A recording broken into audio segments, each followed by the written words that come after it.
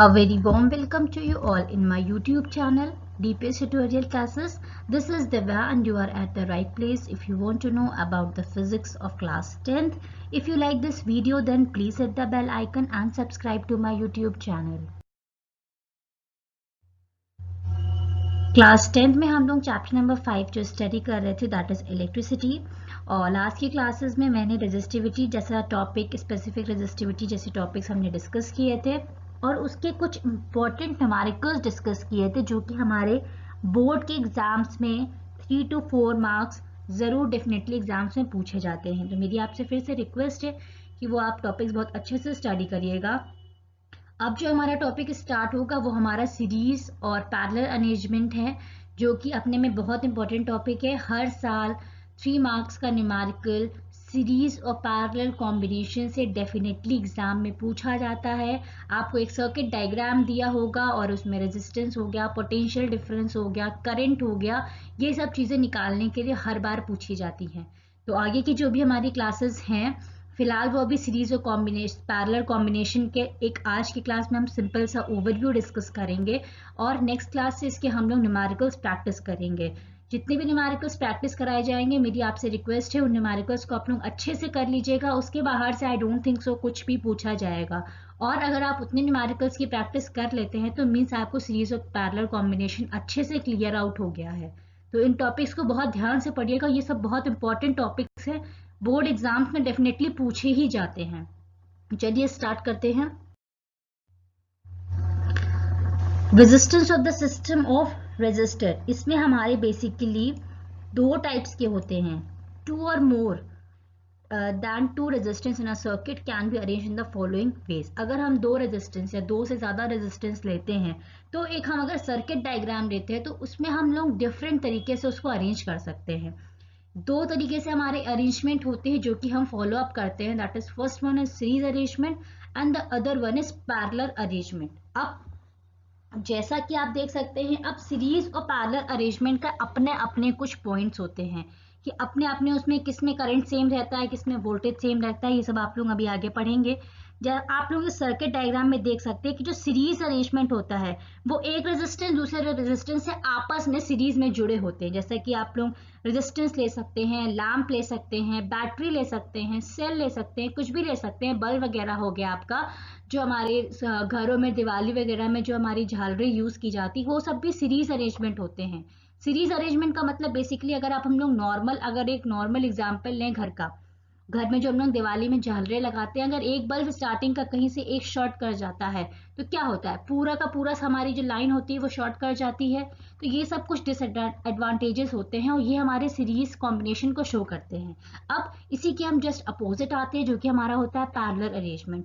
Parallel arrangement जैसा कि आप देख सकते हैं कि ये सब आपस से इंटरलिंक्ड नहीं है, ये अलग अलग कनेक्टेड होते हैं। अलग अलग कनेक्टेड, ये भी हम घर ही का एग्जांपल ले लें, हमारे घर में जो भी अप्लायंसेस यूज होते हैं वो सब आपस में सीरीज के कनेक्शन में नहीं होते हैं, वो हमारे कैसे होते हैं, पैरेलल कनेक्शन में होते हैं।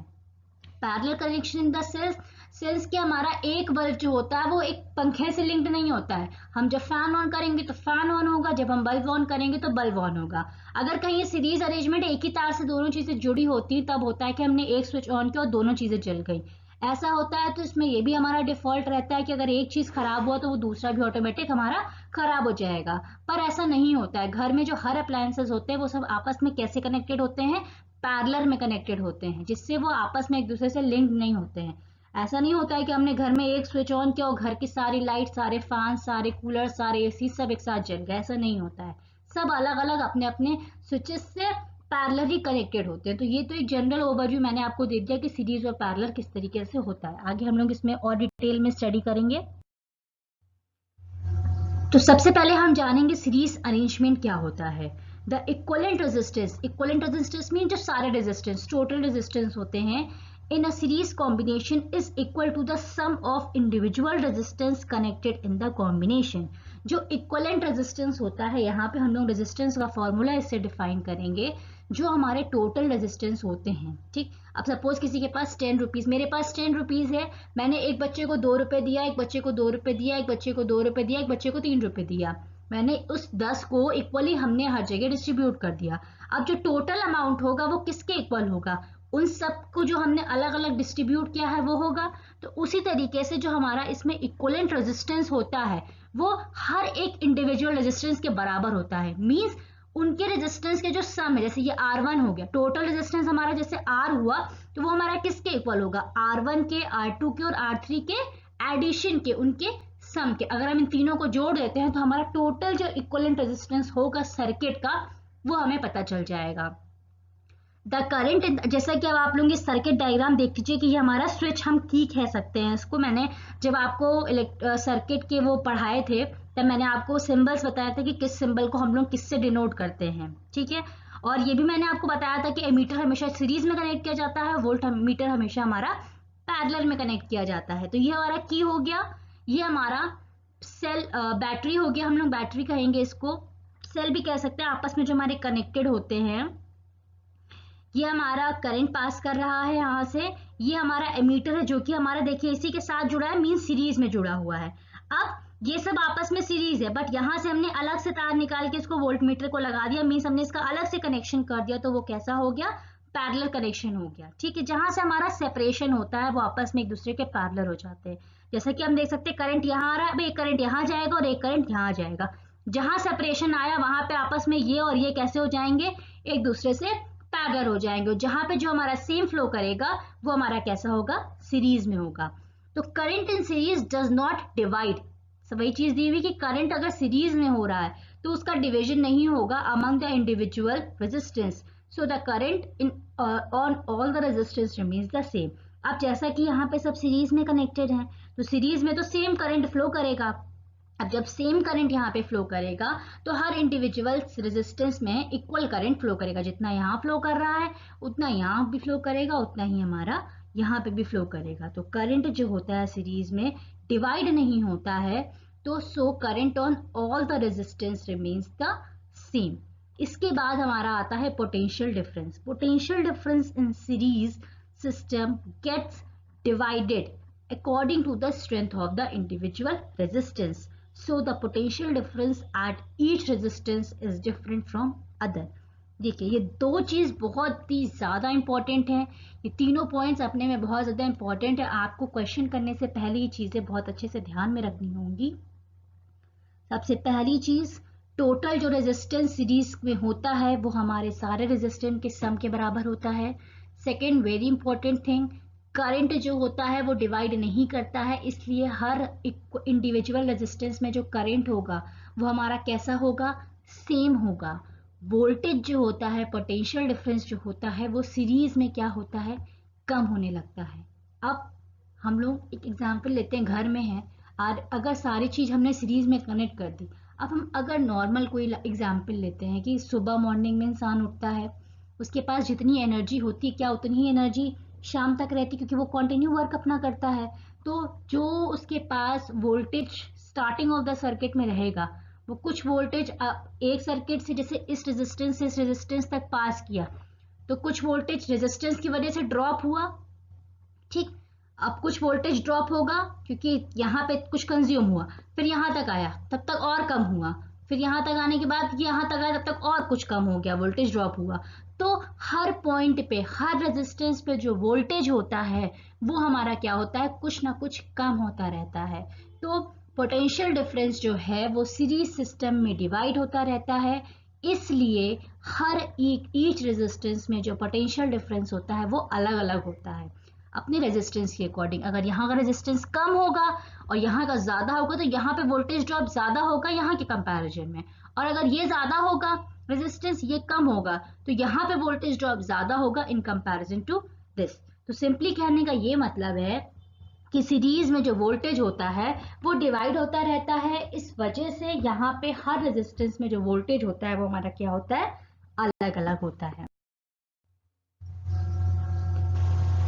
In this potential difference V, अब हर पे अलग अलग मतलब यहाँ पे अलग होगा पोटेंशियल डिफरेंस, यहाँ पे अलग होगा, यहाँ पे अलग होगा। तो जिस तरीके से हमने रेजिस्टेंस बताया था उसी तरीके से अब यहाँ पे हमारा पोटेंशियल डिफरेंस भी आ जाएगा कि टोटल पोटेंशियल डिफरेंस जो होगा वो हर अलग अलग पोटेंशियल के डिफरेंस के बराबर होगा। सपोज टोटल पोटेंशियल डिफरेंस 10 है, यहाँ पे हमारा 5 हो गया, यहाँ हमारा 3 हो गया, यहाँ हमारा 2 हो गया, तो इन सब के सम के बराबर जो हमारा टोटल पोटेंशियल डिफरेंस होगा। तो यहाँ पे वही लिखा है, the total potential difference across the combination of the resistor in series is equal to the sum of potential difference across the individual resistance. तो यहाँ पे टोटल पोटेंशियल डिफरेंस जो हो जाएगा वो V1 plus V2 plus V3 हो जाएगा। ये हमारी हो जाएगी इक्वेशन नंबर 1। बहुत ध्यान से देखिएगा। अब जैसा कि हमने ओम्स लॉ पढ़ रखा है, ओम्स लॉ के according V is equals to IR होता है। तो अगर हम यहाँ पे V की जगह क्या लिख सकते हैं, IR लिख सकते हैं। V1 की जगह हम IR1, I हमारा वही रहेगा क्योंकि I हमारा करंट हर जगह बराबर है, अभी हमने पढ़ा है। बहुत ध्यान से आप लोग इस चीज को पढ़िएगा कि करंट जो हमारा होता है सीरीज में वो हमारा सेम रहता है, पोटेंशियल डिफरेंस वेरी करता है। 2 पॉइंट्स याद रखिएगा, इसका जस्ट उल्टा हमारा पैरेलल में हो जाता है। तो यहाँ पे हमारा V1 जो हो जाएगा वो IR1 हो जाएगा। I वैसा ही रहेगा हर में क्योंकि I सब जगह सेम है, पोटेंशियल डिफरेंस चेंज हो रहा है खाली। V2 जो हो जाएगा IR2 हो जाएगा, V3 जो हो जाएगा वो IR3 हो जाएगा। अब हम सारी वैल्यूज इस इक्वेशन में पुटअप कर सकते हैं। V की जगह IR हो जाएगा, V1 की जगह IR1 हो जाएगा, V2 की जगह IR2 हो जाएगा और V3 की जगह IR3 हो जाएगा। हमने I यहाँ से कॉमन ले लिया, I और I हमारा कैंसिल हो जाएगा और R हमारा जो हो जाएगा वो R1 plus R2 plus R3 हो जाएगा। तो ये हमारा रेजिस्टेंस का फॉर्मूला यहाँ से डिराइव होता है। क्वेश्चन में पूछा जाता है, सीरीज में हमारा कॉम्बिनेशन दिया होगा, हमें टोटल इक्विवेलेंट रेजिस्टेंस निकालना होगा। तो अगर सीरीज में सर्किट है, एक ही सर्किट में हमारा सीरीज में भी हो सकता है और पैरेलल में भी हो सकता है, ये आपको आइडेंटिफाई करना होता है। ये देख के कि करंट सब में इक्वल फ्लो कर रही है, ये अलग अलग डिवाइड हो रही है करंट, वो हमें देख के पता चलता है कि कहाँ पे हमारा सीरीज कॉम्बिनेशन है और कहाँ पे हमारा पैरेलल कॉम्बिनेशन है। अगर सीरीज कॉम्बिनेशन होगा और वहां पे रेजिस्टेंस टोटल इक्विवेलेंट रेजिस्टेंस पूछा जाएगा तो पहले हम सीरीज का इस तरीके से निकाल लेंगे कि अगर सीरीज में है यहाँ पे तो हमारा R is equal to R1 plus R2 plus R3 हो जाएगा। इसी में कहीं से हमारा पैरेलल सर्किट जुड़ा होता तो फिर हम टोटल इक्विवेलेंट रेजिस्टेंस निकालने के बाद उसको और उसको पैरेलल में करके उसका पैरेलल निकालते, तब हमारा सर्किट का इक्विवेलेंट रेजिस्टेंस निकल के आता है। तो ये तो हमारा हो गया सीरीज के बारे में। अब हम यहाँ पे ये चीज कह सकते हैं, सीरीज का ही हमारा ये पार्ट है। We can say that when the several resistors are joint in series, the resistance of the combination RS is equal to the sum of their individual resistance R1 plus R2 plus R3 and is thus greater than any individual resistance. Total resistance जो होता है वो R1 plus R2 plus R3 जितने भी हमारे लगे हैं उसके इक्वल होता है और ये हमेशा हर इंडिविजुअल से टोटल रेजिस्टेंस क्या होता है, ज्यादा होता है। तो ये हमारा हो गया सीरीज के बारे में। अब नेक्स्ट कॉम्बिनेशन जो हमारा आता है वो हमारा आता है पैरेलल कॉम्बिनेशन में। सीरीज में हमने पढ़ा था टोटल रेजिस्टेंस जो होता है वो R1 plus R2 plus R3 के इक्वल होता है। यहाँ पे हमारा क्या हो जाता है, रेसिप्रोकल हो जाता है। जितना हमने उसमें पढ़ा उसी का हमने सबका रेसिप्रोकल कर देते हैं। R is equals to R1 plus R2 plus R3 पढ़ा है, यहाँ पे हमारा 1 upon R is equal to 1 upon R1 plus 1 upon R2 plus 1 upon R3।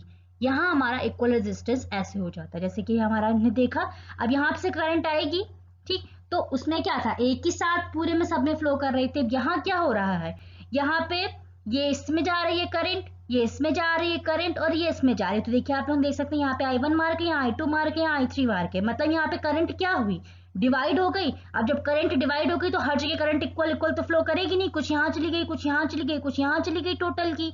तो यहाँ पे current in the parallel system gets divided among the individual resistance, so the current available at each resistance is different from the other. हर में current जो हमारी है वो कैसी होगी, अलग अलग होगी। अब यहाँ पे पोटेंशियल डिफरेंस जो है वो हर का बराबर होगा। The potential difference in the parallel system remains the same on all the resistance. यहाँ पे पोटेंशियल डिफरेंस देखो, जो पोटेंशियल डिफरेंस यहाँ से आ रहा है वो पूरा यहाँ चला जाएगा, जो यहाँ से आ रहा है पूरा यहाँ चला जाएगा, यहाँ से आ रहा है पूरा यहाँ चला जाएगा। तो पोटेंशियल डिफरेंस जो हमारा पैरेलल में होता है वो हर जगह सेम रहता है। करंट जो हमारी होती है वो हर जगह, करंट हमारी क्योंकि डिवाइड हो जाती है, ठीक है।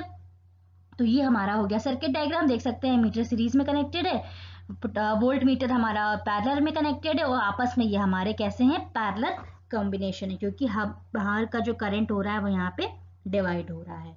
तो ये हमारा कैसा हो गया, पैरेलल कॉम्बिनेशन हो गया। भाई 3 चीज याद रखने हैं, रेसिप्रोकल जो हमारा होता है रेजिस्टेंस का वो सारे इंडिविजुअल रेजिस्टेंस के रेसिप्रोकल के इक्वल होते हैं। करंट हमारा डिवाइड कर जाता है, वोल्टेज जो हमारा होता है वो हर जगह सेम रहता है। अब जैसा कि देख ले सकते हैं यहाँ पे हमारा करंट, जैसे कि मैंने बताया था करंट डिवाइड हो रहा है तो इसमें I1 होगा, इसमें I2 होगा, इसमें I3 होगा। वहाँ वोल्टेज डिवाइड हो रहा है तो यहाँ करंट डिवाइड हो रहा है, तो वहाँ टोटल जो वोल्टेज था वो सारे इंडिविजुअल वोल्टेज के बराबर था। यहाँ पे जो टोटल करंट होगा वो सारे इंडिविजुअल करंट के बराबर होगा। तो I is equal to I1 plus I2 plus I3 हो जाएगा। अब हम इसको इक्वेशन 1 सपोज कर लेंगे। ओम्स लॉ के अकॉर्डिंग हमें पता है V is equal to IR होता है, तो अगर हम यहाँ से I की वैल्यू निकाले तो क्या निकलेगा, V अपॉन R निकलेगा। अब यहाँ पे V हर जगह सेम है, तो I1 की जगह क्या हो जाएगा, V अपॉन R1 हो जाएगा, I2 की जगह V अपॉन R2 हो जाएगा और I3 की जगह V अपॉन R3 हो जाएगा। इन सारी वैल्यूज को हम इस इक्वेशन में पुटअप कर देंगे। जब हम इक्वेशन में पुटअप करेंगे तो ये V upon R is equal to V upon R1 plus V upon R2 plus V upon R3 हो जाएगा। V यहाँ से कॉमन हो जाएगा, V और V कैंसिल हो जाएगा, तो ये 1 upon R is equal to 1 upon R1 plus 1 upon R2 plus 1 upon R3 हो जाएगा। और यही हमारा हो जाएगा इक्विवेलेंट रेजिस्टेंस का formula in parallel arrangement. So we can say that the reciprocal of the equivalent resistance of the group of resistance joined in the parallel is equal to the sum of the reciprocal of the individual resistance। तो ये हमारा हो गया resistance, equivalent resistance in parallel combination. बहुत ही ज्यादा important है, आप लोग बहुत ध्यान से इसको पढ़िएगा। अगर ये आपको समझ में नहीं आया तो कोई भी न्यूमेरिकल आगे कि आपके कंटिन्यू नहीं हो सकते हैं, तो इसको बहुत अच्छे से समझिएगा। अब हम लोग देख लेते हैं पैरेलल और सीरीज में डिफरेंस क्या होता है। सबसे पहले सीरीज में क्या होता है, करंट हमेशा कांस्टेंट रहता है, वोल्टेज वेरी करता है। इसमें जस्ट उल्टा हो जाता है, वोल्टेज कांस्टेंट रहता है और करंट वेरी करता है। V जो होता है V1 plus V2 plus V3 होता है। इसमें I जो होता है वो I1 plus I2 plus I3 होता है, क्योंकि यहाँ पे I कांस्टेंट है तो हर जगह I बराबर होगा, यहाँ V कांस्टेंट है तो हर जगह V बराबर होगा। इक्विवेलेंट रेजिस्टेंस जो होता है वो R is equal to R1 plus R2 plus R3 होता है। यहाँ पे जो इक्विवेलेंट रेजिस्टेंस होता है वो 1 upon R is equal to 1 upon R1 plus 1 upon R2 plus 1 upon R3 होता है। ये हमारा पैरेलल का सर्किट डायग्राम हो गया, ये हमारा सीरीज का सर्किट डायग्राम हो गया।